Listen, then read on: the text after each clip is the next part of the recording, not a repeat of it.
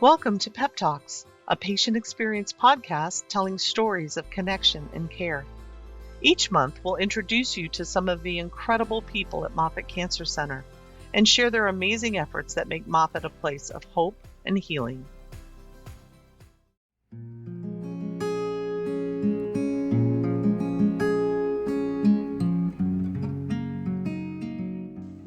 Hi, I'm Christina Perez, Director of Patient Experience at Moffitt Cancer Center. Today we have an incredible guest, a great person, a great friend. We have Joshua Rivera, sarcoma survivor, Moffitt team member, Moffitt advocate. I don't know what it is you don't do, Joshua, but we're so excited to have you here today. Would you like to introduce yourself? Yes, it's great to be here on the PEP Talks. My name is Joshua Rivera. As Christina stated, Moffitt team member, survivor,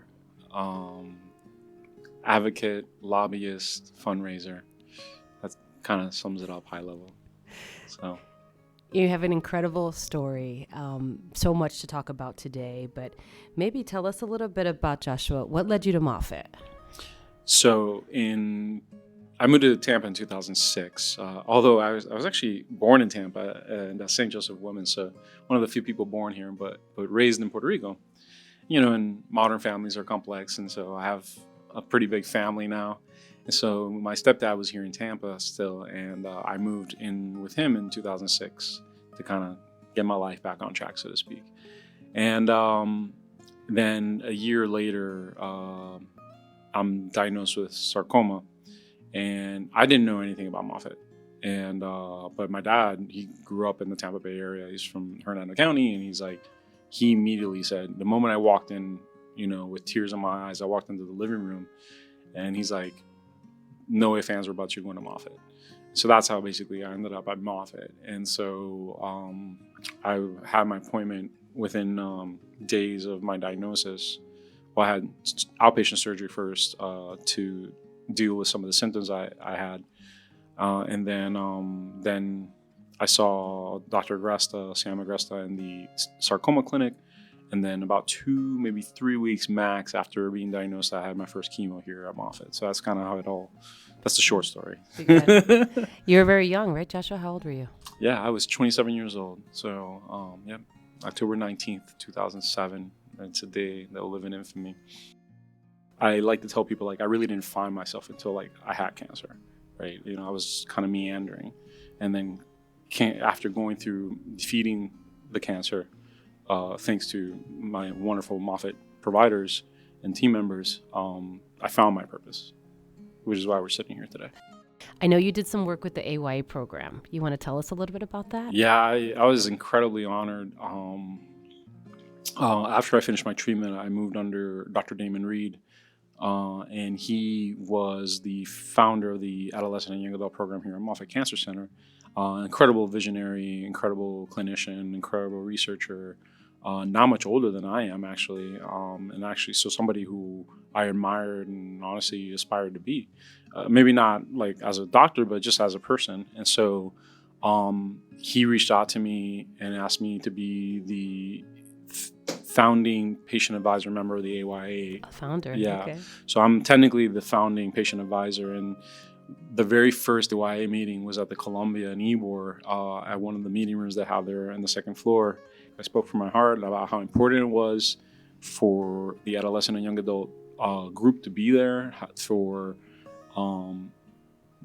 how this was going to change the trajectory, not just of their lives, of the people in that room, but of the organization, right? And laying the founding, bricks and blocks for what eventually is now, an incredible AYA program that we have here.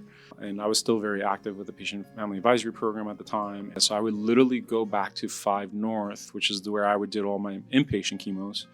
And I would go to every room and talk to patients as they would be willing and sit down with them and talk to them. And that was, for me, emotionally healing, because when I was going through my treatment, I was very businesslike.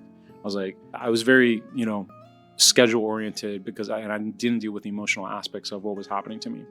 It wasn't until I became a patient advisor that I dealt with that. So I would go into these rooms and I would would cry with these patients and these caregivers, and just kind of, they would open up to me sometimes with, like, they would tell me stuff that they wouldn't tell their spouses or their brothers or their parents, because I had that shared experience. I literally could tell them, I literally had chemotherapy in that same bed that you're in right now, right? And so, and that legitimacy that the patient advisors provide is incredibly important for the overall journey and health of the patient, right?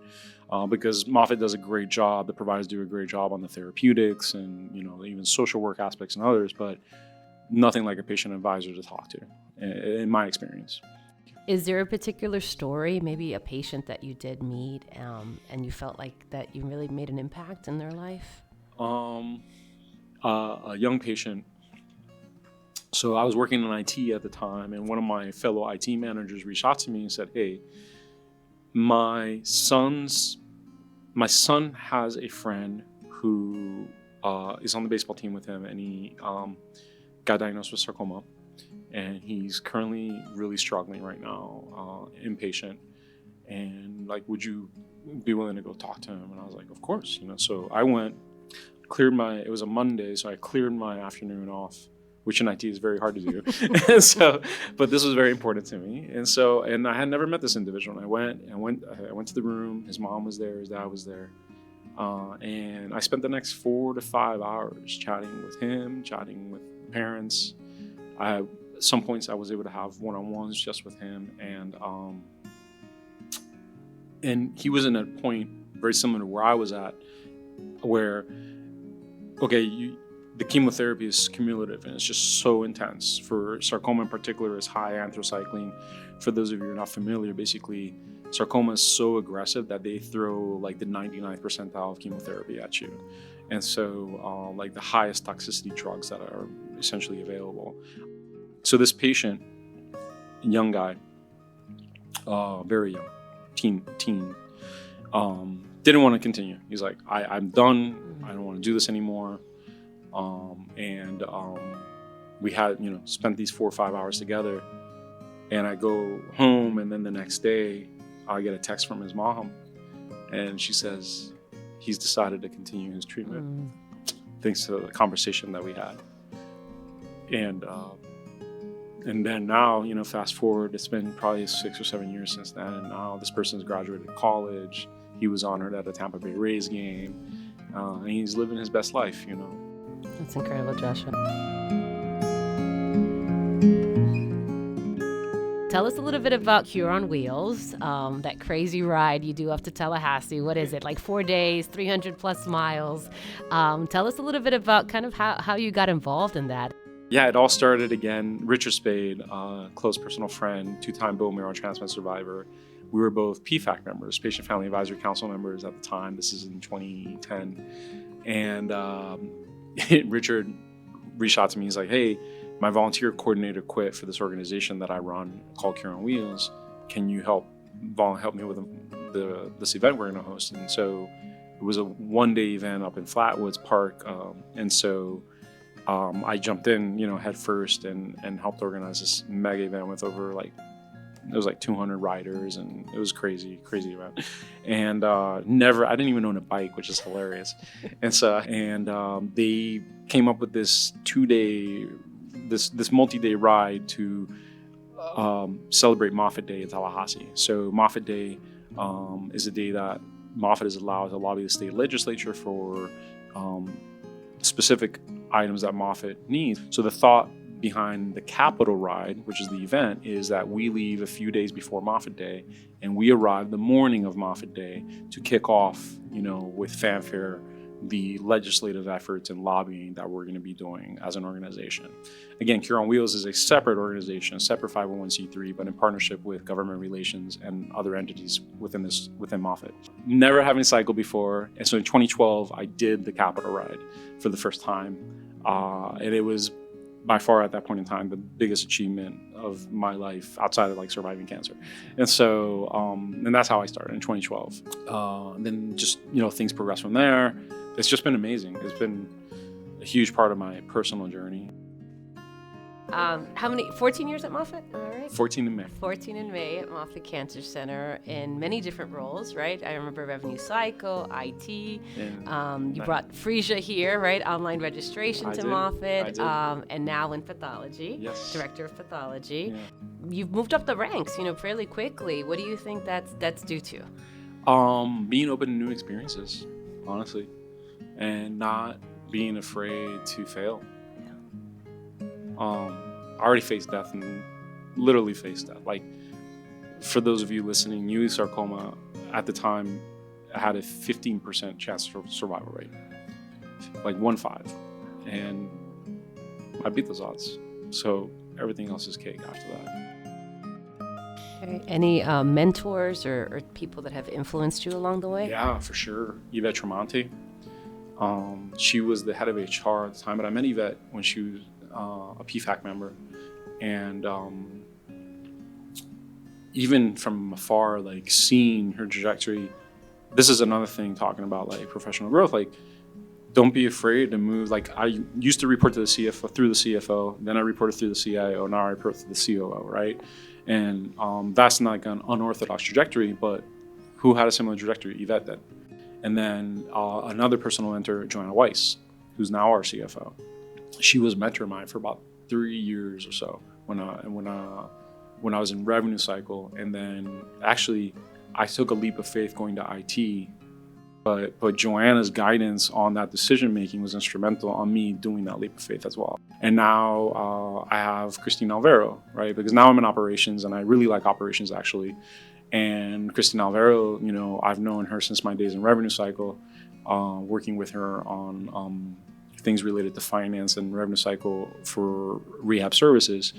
And she's grown immensely. She's now the VP of Moffitt McKinley Hospital. And, I kind of wanted to see through her eyes, like, from an operational standpoint, like, what should I be doing to kind of become maybe the next Christine or move up, which is my ultimate goal, right? And so don't be afraid to reach out to people who you know. Don't be afraid to be curious, and don't be afraid to follow an unorthodox pathway. Great advice, right? Great advice for our team members here listening. I know you do a community event with international relations. Tell us a little bit about that, and then maybe tell us something that we should consider for our Spanish-speaking patients. We've been doing events in Puerto Rico twice a year since 2011, and I've been the MC of that event, working alongside Martha Sands, our wonderful manager of international relations, close personal friend of mine, Lizette Toro, also my close personal friend, and the international teams at large, working on twice a year. We bring down a physician. Basically, it's a public education event, but it's also not just cancer awareness and education, but also Moffitt publicity, right? So, like, this is Moffitt, this is who we are. We're the closest NCI comprehensive cancer center geographically to the island. And we see, we're a tertiary care cancer center. So there's great physicians in Puerto Rico. There's great medicine in Puerto Rico, but there's not a lot of specialty medicine. Like, so there's no sarcomas really specialists down there, as an example. So, like, if you have like a rare cancer, or if you have a not so rare cancer, but it's stage 3, stage 4, maybe your best chances and your best odds are coming to Moffitt. Like, we have Spanish native speakers who can go down there and speak to the audience in Spanish, and that has drastically improved not just the communication, but the overall event and success of the event, right? Just having that is absolutely incredible. And for our Spanish speaking, like, we need to remind ourselves that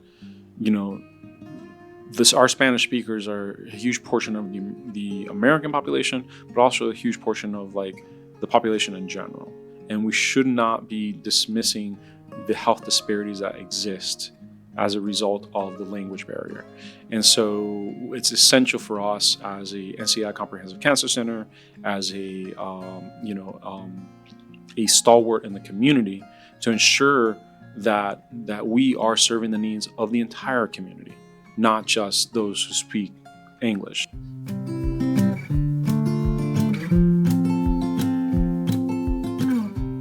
What's one thing you'd like Moffitt team members to know? That your role, whatever your role is equally as important as the surgeon's role, or as the med-oncs role, or the nurse's role, or the APP's role. It doesn't matter what position you have at Moffitt, you are contributing to the mission. You're essential to the mission, because we couldn't do it without all the team members. So when you come into work every day, be it remotely or physically here on a campus, because we have, like you said, many campuses now, that you are contributing to the prevention and curing cancer, and that you should be super proud of that. And so when I always encouraged, and still to this day encourage my team members to, make sure that you stay in touch with the mission. Make sure that you listen to the PEP Talks. Make sure that you take a look at the Momentum magazine. Make sure that you read those flyers or those documents that are published and disseminated throughout the enterprise that highlight the patient's journey and the patient's story, because that's why we're here. We're not here for a paycheck. If you're here, it's because you should believe in the mission, because you are part of the mission.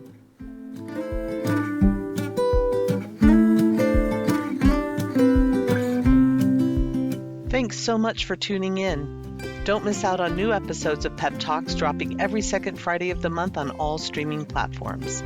Catch all of our inspiring stories at www.moffitt.org/PEP Talks. See you next time.